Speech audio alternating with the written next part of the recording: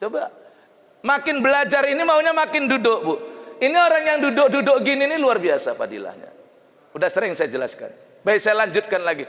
Lalu, ini kan sudah di akhir tahun ini kita. Sudah di akhir tahun. Ada kata sahabat lagi sebagai nasihat kepada kita, apa? Hasibu ampusakum qabla an tuhasibu. Hitung dirimu sebelum kamu dihitung. Hisab dirimu sebelum kamu dihisab. Akhirat nanti ada berapa proses? Ada beberapa fase akhirat. Salah satu fase akhirat itu adalah hisab. Ada mizan, ada hisab, itu berbeda. Ada mahsyar, ada syirat, itu berbeda. Jadi akhirat yang pertama itu barjah. Itu akhirat pertama, Pak, barjah. Begitu kita hidup, sebentar mati, sesaat cek gitu saja masuk ke alam barjah, pindah tempat. Itu akhirat pertama. Nanti nggak tahu kita berapa lamanya, maka masuk akhirat yang kedua, kiamat pertama. Mati semua makhluk. Nanti ada lagi proses menunggu lagi mati, itu akan datang kiamat kedua, dibangkitkan semua yang hidup dari yang pertama sampai yang terakhir. Itu kiamat kedua. Selesai kiamat kedua, baru masuk lagi mahsyar namanya. Fase keempat itu mahsyar. Dihimpun seluruh manusia dari sejak Nabi Adam sampai yang terakhir. Berkumpul. Enggak nengok agamanya, enggak nengok beriman atau enggak beriman, enggak nengok beramal soleh atau enggak beramal soleh. Dihimpun di mahsyar, padang yang luas, yang dari ujung pangkalnya kita melihat, tidak ada batasnya jumlah manusia itu. Tidak sanggup mata manusia melihat mana ujungnya.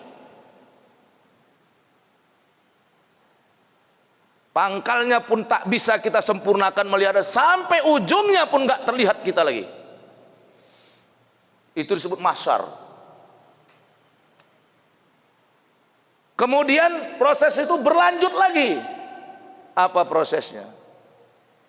Itulah namanya mizan. Mizan. Ada yang mendulukan mizan baru hisab, ada yang mendulukan hisab baru mizan. Yang mana pun tidak masalah. Mizan, timbangan. Karena manusia itu berbuat baik dan berbuat salah, maka ditimbang. Mana lebih berat amal baiknya atau amal buruknya? Ditimbang, Pak. Ditimbang, itu mizan, timbang.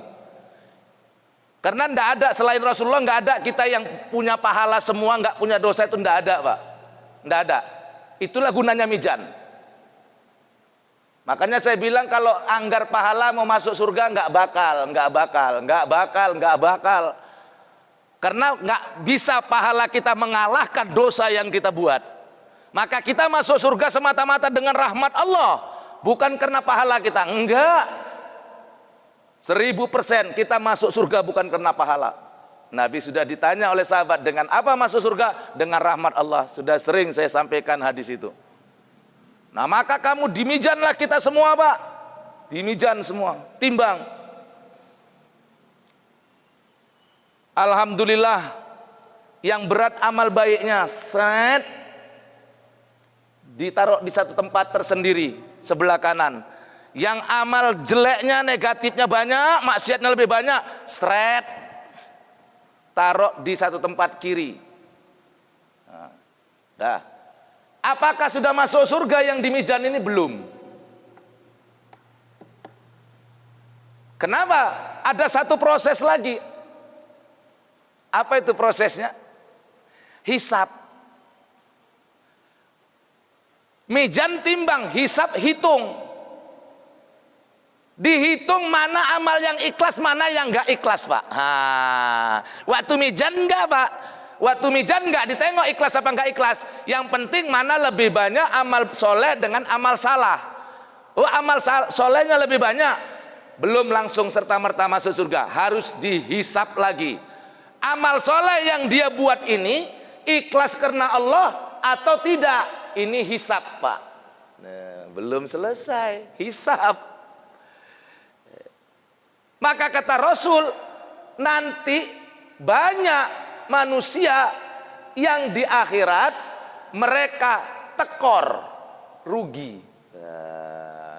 Sahabat tanya, ya Rasul, kenapa bisa rugi, kenapa tekor? Apa orang itu waktu di dunia nggak sholat? Sholat. Rasul, kenapa mereka rugi? Kenapa mereka tekor? Apa mereka nggak puasa? Puasa. Apa mereka tidak haji? Haji. Apakah mereka beramal baik? Banyak. Lalu kenapa mereka rugi? Kenapa mereka tekor? Apa kata Rasul? Karena hati dan lidahnya tidak memelihara. Hatinya tidak mampu memelihara lidahnya. Kenapa? Lidahnya suka memfitnah. Lidahnya suka mencela. Sehingga amal baik yang dia buat, dia transfer kepada orang yang dia fitnah. Udah sholat pak, merasa udah bakal masuk surga, rupanya memfitnah orang kerjanya, menggibah orang. Yang difitnah nggak berbuat seperti yang dia katakan, yang digibah nggak seperti yang dia maksud. Transfer sholatnya jret ke orang itu, transfer sedekahnya jret ke orang itu. Ayo, inilah orang tekor, bukan nggak beribadah pak. Jadi bukan sebelum serta merta masuk. Itu yang perlu kita amalan hati. Disitulah perlunya batin ini. Karena ternyata amal soleh belum cukup. Penyempurnanya adalah amal hati kita. Supaya tidak transfer. Nah, kan kita takut ini pak. Transfer pahala ini yang kita takut. Transfer ibadah ini yang kita takutkan. Maka mutu qabla anta mutu, matikan dirimu sebelum mati. Bagaimana? Ini tasawufnya. Raga kita tetap ada. Mematikan diri sebelum mati itu bukan nanti bunuh diri terus masuk ke kubur, bukan. Matikan dirimu sebelum mati. Ambil filosofi orang mati itu apa? Orang mati itu tidak ada ruhnya. Maka ketika kamu melatih mati, kamu bukan meniadakan ruh, ruhmu tetap ada, kamu meniadakan nafsu. Meniadakan nafsunya itu. Memperkecil. Arti meniadakan nafsu, mendidik nafsu dari nafsul amarah. Kemudian naik nafsu tadi sampai nanti naik nafsu kepada disebut nafsul mutmainnah. Nafsunya tetap ada. Nafsul mutmainnah inilah yang disebut ruhullah tadi.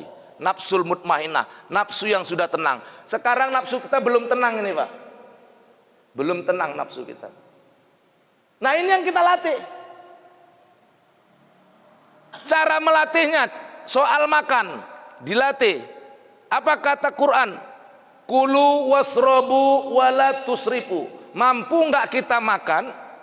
Disuruh makan, disuruh minum. Makan itu perintah Allah, minum itu perintah Allah. Tapi Allah berikan warning, Allah beri peringatan. Wa kulu, makan kata Allah. Minum. Wala tusrifu, tapi jangan berlebih-lebihan. Nah di sini pak, ini.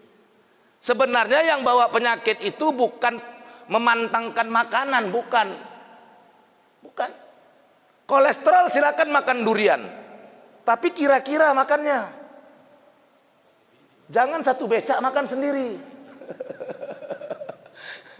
Itu enggak kolesterol pun kena tuh, Pak. Makanya kira-kira ada durian satu becak, jangan dimakan sendiri. Kirim ke Ustadz Jamal. Kan pada Grab sekarang. Enggak kena kolesterol.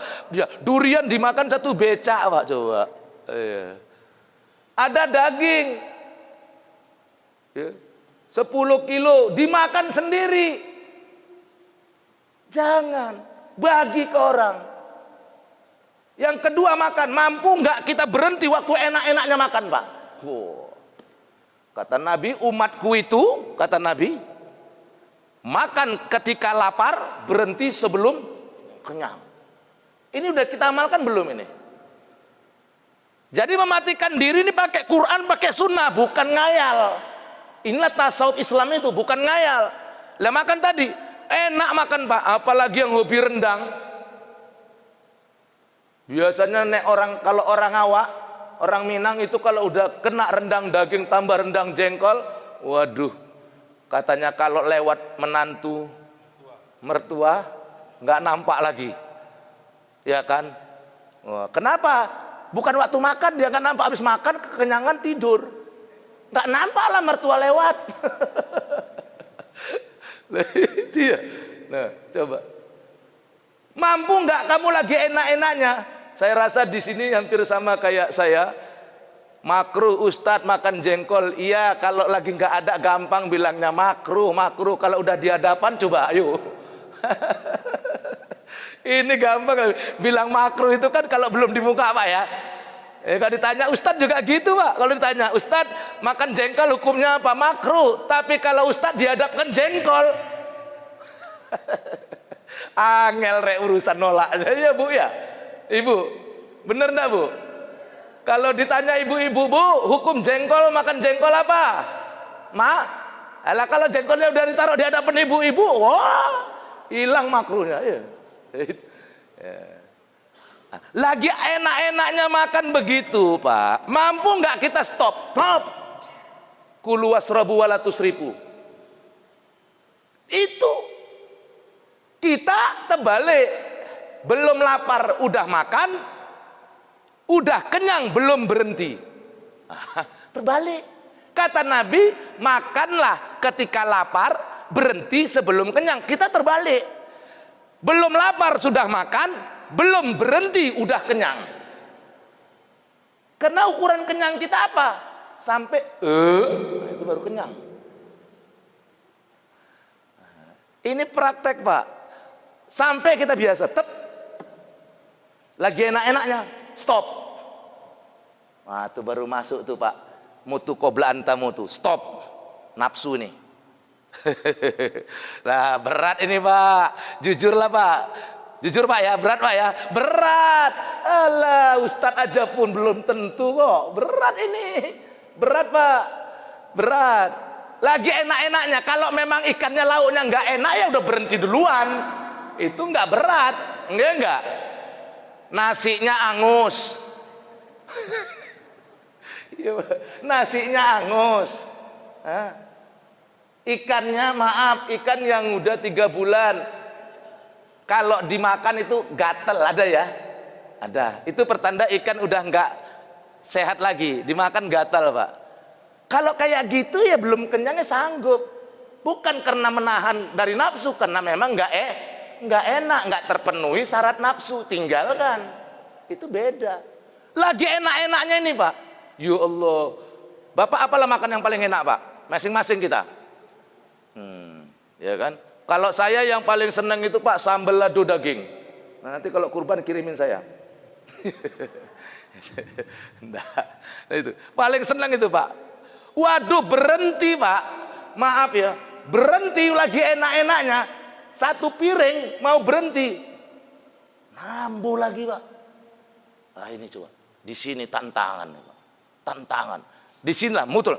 La ilaha illallah. Cukup. Aku makan bukan mengikuti nafsu. Aku makan menurut perintah Allah. Karena ini suruhan Allah. Innallaha la yuhibbul musrifin. Sesungguhnya Allah tidak mensukai kepada orang-orang yang melampaui batas, berlebih-lebihan dari makan. Allah tidak suka itu. Masya Allah Pak, Bu, ya Allah. Matikan dirimu sebelum mati. Mudah-mudahan kita bisa ke arah sana, nafsunya dibendung. Insya Allah nanti kajian kita yang akan datang, kita akan membahas, melanjutkan ini dengan 3 derajat nafsu. Jadi kalau orang tanya sama saya, Ustadz, kan ada, masih ada Pak ya, masih bisa. 15 menit lagi. Masya Allah. Enggak lah. Ya, 40 ya. Kalau 40 jam itu terlambat. 40 saya berarti tinggal 5 menit lagi. 5 menit. Mana? Oh salah, ada juga. Oh, salah Pak, jam itu mati itu. Oh, kalau 20 menit lagi bahaya saya. 5 menit lagi. 5 menit lagi saya manfaatkan. Nah ini 5 menit lagi. Nanti kita sampai ke situ Pak. Ini kaji-kaji orang dulu ini Pak. Ngaji saya ini ngaji orang-orang dulu. Ngaji yang nggak nyari-nyari salah orang. Ngaji yang nyari salah-salah sendirilah gitu. Nah ini Pak ya. Nah, sampai tadi apa yang mau saya bilang nih? Ya. Tingkatan nafsu itu. Nah, insya Allah nanti minggu depan ya Pak Ejat. Oh iya. Tahun depan. Tahun depan Pak. Ya tahun 2021 maksudnya. Pas pula nanti awal bulan ya. Awal bulan insya Allah. Nanti kita sambung di sana kajiannya tentang itu. Nah itu enaknya ngaji itu. Ya Pak. Makanya orang yang benar ngajinya ini enak hidupnya. Hidupnya nikmat, matinya nikmat. Enggak nyari surga, nyari ridho Allah aja.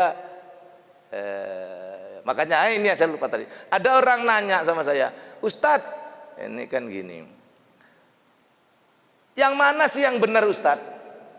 Ada hadis mengatakan kalau azan itu setannya lari terkentut-kentut menghindari suara azan. Ada hadis itu Pak. Jadi kalau dikumandangkan azan, setan itu lari Pak sejauh-jauhnya dari sumber azan. Sampai terkentut-kentut di dalam hadis itu. Setan itu sampai terkentut-kentut saking takutnya, saking gemetarnya dengar suara azan. Nah, satu hadis mengatakan begitu. Terus Ustadz, satu hadis lagi mengatakan, ini kayaknya kontradiksi Ustadz. Satu hadis lagi mengatakan disuruh merapatkan sop, karena kalau sopnya renggang akan ada setan dalam bentuk anak kambing di situ mengisi. Ini sama-sama ada hadisnya dua-dua. Ya Ustaz ya, sama-sama hadisnya. Kayaknya kan kontradiksi Ustaz. Satu hadis mengatakan setannya lari ketika azan, loh tapi hadis yang lain kok mengatakan ketika kamu sopnya renggang, setan ada di situ dalam bentuk anak kambing. Nah, yang mana yang betul Ustaz? Dua-dua betul. Kamu yang menanggapinya secara tekstual. Maka Quran sama hadis ada teksnya, ada konteksnya. Teks tidak cukup, ada konteksnya. Teksnya begitu, konteksnya apa? Konteksnya setan itu ada dua macam. Di Quran juga begitu dijelaskan. Surat An-Nas juga begitu. Setan ada dua jenis. Ada setan di luar tubuh kita, ada setan dalam tubuh kita. Ada setan di luar diri kita, ada setan dalam diri kita. Yang terkentut-kentut lari itu setan yang di luar diri kita Pak. Itu setan golongan jin. Tapi setan dalam golongan manusia itu ada dalam dirimu. Nah, betul enggak? Sama lagi, hadis lagi. Setiap bulan Ramadan, seluruh setan dibelenggu. Seluruh setan diikat, kata Nabi. Lalu kok ada orang yang tidak puasa, orang beriman? Maaf, setan yang di luar sana yang dibelenggu, setan dalam wujud jin yang dibelenggu, setan dalam dirimu, siapa yang membelenggu? Kamu. Kalau kamu nggak puasa, ya kamu nggak membelenggu setan yang ada dalam dirimu. Nah, nanti kita akan bahas juga tentang kaitan setan dan nafsu. Di mana setan, di mana nafsu dalam diri kita? Subhanallah. Nah, itu dalam kajian tasawuf. Di mana setan, di mana nafsu dalam diri kita? Siapa setan dalam diri kita? Siapa nafsu dalam diri kita? Makin sedap nih, makin seru nih. Ya itu. Lah jadi kok ada orang takut masuk kuburan, kan aneh-aneh aja. Wah takut. Apalagi kalau baru ada yang mati. Makin takut masuk ke kuburan. Nah, kalau udah ngaji tasawuf enggak lagi. Insyaallah yang dapat kita sampaikan, mudah-mudahan ada hikmah dan manfaatnya. Kepada Allah kita berserah diri. Demikian barakallah. Walhamdulillah. Wassalamualaikum warahmatullahi wabarakatuh.